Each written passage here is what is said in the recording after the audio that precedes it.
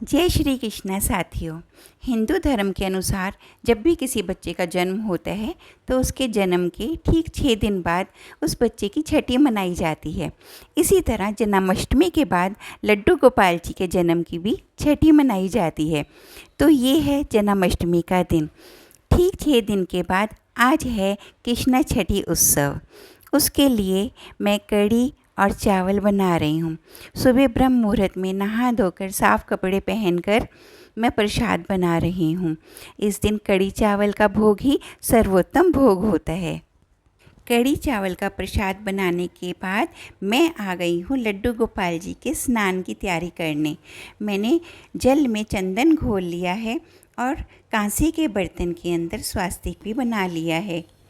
और अब मैं प्रेम पूर्वक कान्हा जी को जगाऊंगी और जो भी इन्होंने आभूषण या वस्त्र पहने हैं उनको आराम से निकाल दूंगी।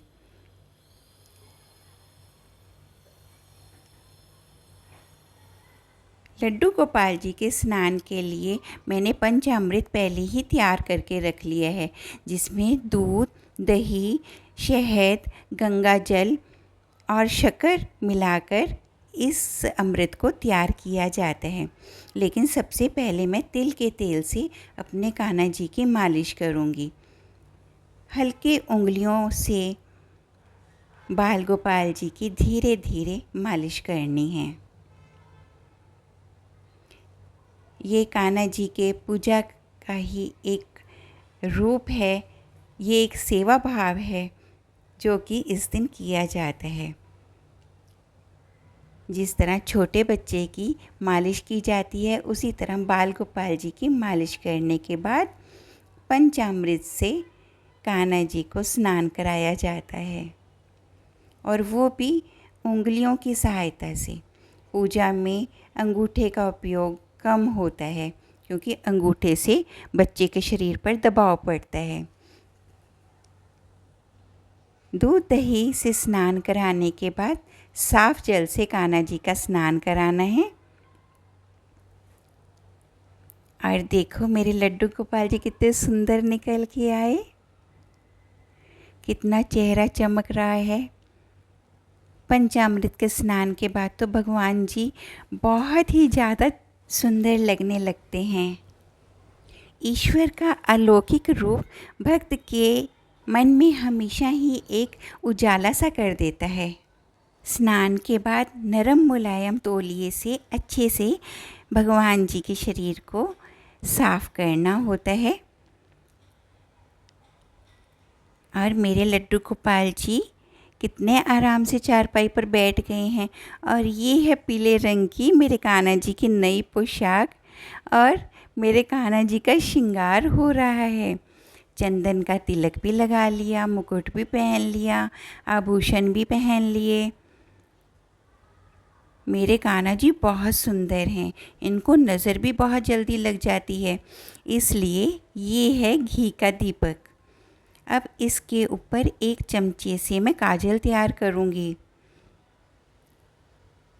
अपने भगवान की मोटे मोटे नयनों में मैं ये काजल लगाऊंगी ताकि उन्हें किसी की नज़र ना लगे।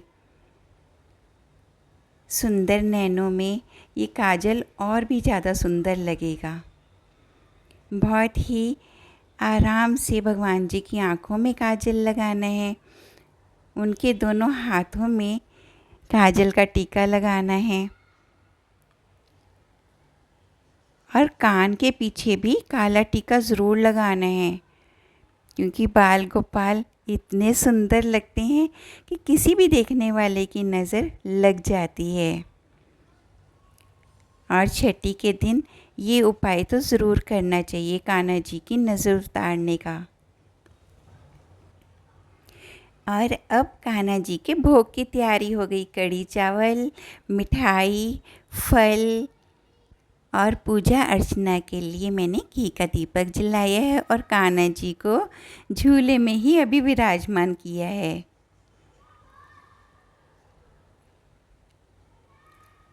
अब करेंगे कान्हा जी की पूजा अर्चना।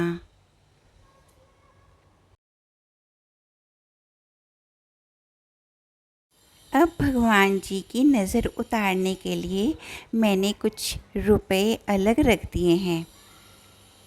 कान्हा जी की नज़र उतार कर अब इन पैसों से कुछ भी वस्तु खरीद कर मैं दान करूँगी।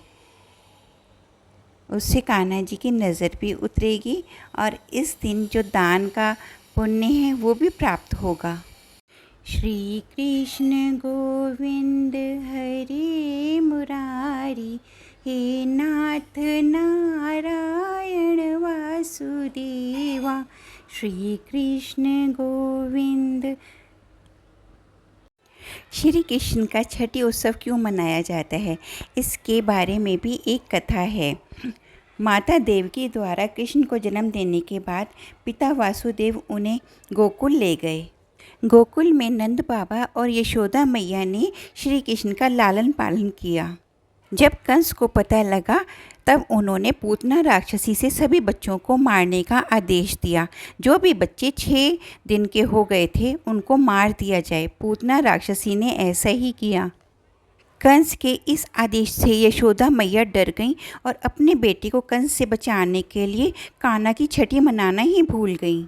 1 वर्ष बाद कान्हा के जन्मदिन पर गोकुल की महिलाएं कहने लगी कि अभी तक तो कृष्ण की छठी भी नहीं हुई तो जन्मदिन कैसे होगा। तब गांव के बुजुर्गों ने और पंडितों ने जन्मदिन से 1 दिन पहले कान्हा जी की छठी करने का सुझाव दिया और अगले दिन जन्मदिन मनाया। गोकुल में आज भी श्री कृष्ण जी की छठी जन्माष्टमी से 1 दिन पहले की जाती है।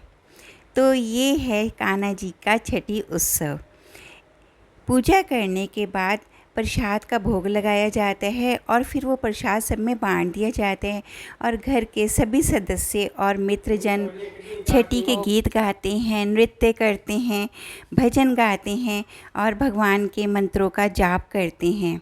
अपनी श्रद्धा और सामर्थ्य के अनुसार हर कोई इस त्यौहार को मनाता है। तो मैंने भी भगवान जी की छठी पूजा इस तरह से की।